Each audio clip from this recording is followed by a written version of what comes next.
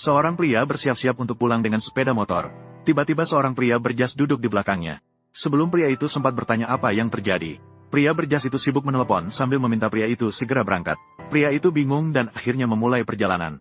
Setelah sampai di tujuan, pria berjas itu bertanya berapa harganya. Ternyata dia salah dianggap sebagai sopir ojek. Pria itu pertama kali mengangkut penumpang. Dia hanya berkata, "Berapa menurutmu?" Tak disangka pria berjas itu memberikan sejumlah uang. Itu sebenarnya sejumlah uang yang dia dapatkan dalam sehari. Karin yang baru saja kehilangan pekerjaan tampaknya menemukan peluang bisnis. Dia memarkir mobilnya di depan supermarket. Tak disangka begitu mobil diparkir, dia langsung diomeli oleh sopir ojek lainnya. Mereka mengatakan bahwa ada aturan di wilayah mereka. "Ini adalah wilayah kami.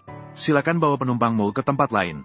Melihat lawan begitu banyak, Karin memarkir mobilnya di pinggir jalan yang sepi.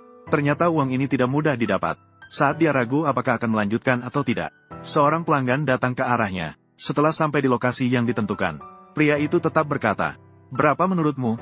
Di perjalanan pulang karena jam sibuk, pria itu mendapat penumpang ketiga. Setelah sampai di sebuah lokasi konstruksi, pelanggan meminta Karin menunggu di luar. Dia harus pergi mengambil uang. Awalnya dia pikir pria itu akan membayar. Namun pria itu memberinya sejumlah uang yang besar. Karin ingin mengembalikan sebagian. Pria itu sudah pergi dengan mobil. Di perjalanan pulang, Karin melihat antena bekas di lokasi konstruksi. Dia berpikir untuk membawa pulang dan memasangnya di televisi. Setelah mendapat persetujuan dari pengawas lokasi, pria itu membawa pulang antena tersebut. Sekarang televisi bisa menangkap banyak saluran. Antena di rumahnya menjadi pemandangan terindah di desa. Awalnya Karin bekerja di peternakan burung unta. Suatu hari seseorang memberitahunya, "Pendengar bantuan putrimu jatuh ke dalam sumur. Itu adalah barang paling berharga di rumah." Karin bergegas pulang dengan sepeda motor. Dia melihat sekelompok orang berkumpul dari jauh. Ternyata anak-anak mengira ada ikan di sumur. Putri tertua juga turun untuk membantu menangkap ikan. Akhirnya tanpa sengaja, pendengar bantuan jatuh ke dalam air. Mendengar itu, Karin merasa marah dan ingin tertawa. Di kolam air kotor seperti itu tidak mungkin ada ikan. Hanya lumpur dan bakteri. Namun anak-anak berpikir, asalkan mereka menggali lumpur, isi tempat ini dengan air bersih, kemudian menanamkan ikan di sana.